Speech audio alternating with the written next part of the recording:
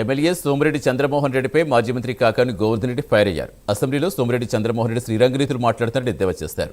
దళిత సర్పంచ్పై కేసులు పెట్టండి సోమిరెడ్డి ఆదేశించడం ప్రభుత్వ కక్ష సాధింపు కాదా అని ప్రశ్నించారు. నీతులు ఇతరులకే సోమిరెడ్డి చంద్రమోహన్ రెడ్డి కాదంటూ ఆయన ఆగ్రహం వ్యక్తం చేశారు. సభ్యుల వ్యవహార శైలి ఏ విధంగా ఉంది, వాళ్ళు వాడేటువంటి భాష ఏ విధంగా ఉంది, వాళ్ళు మాట్లాడేటువంటి మాట, వాడేటువంటి పదజాలం, వాళ్ళ యొక్క కక్ష సాధింపులు ప్రెస్ కాన్ఫరెన్స్ పెట్టకూడదు, నన్ను ఓడలోకి తీసిపోకూడదు, నాకు ర్యాలీ పెట్టకూడదు. నీకు చేతనైతే నువ్వు పెట్టించుకోవాలి ర్యాలీ, నీకు చేతనైతే నువ్వు పెట్టించుకోవాలా. నీకు చేతగాక ప్రతిపక్షంలో ఉంటే మాకు ర్యాలీలు పెడుతుంటే మనం అధికార పక్షమా వాళ్ళ ప్రతిపక్షం అంటే నువ్వేం చెప్తావంటే నాకు ర్యాలీ పెట్టకపోయినా పర్వాలేదు కానీ ఆయనకి ర్యాలీలు పెట్టబాకండి, పెడితే ఆయన అధికార పక్షం కింద లెక్క. కాబట్టి మీరు ఆయనతో పాటు జనం ఉండకూడదు, మీరు ఆయన తరఫున ఎవరు ప్రెస్ మీట్లు మాట్లాడకూడదు.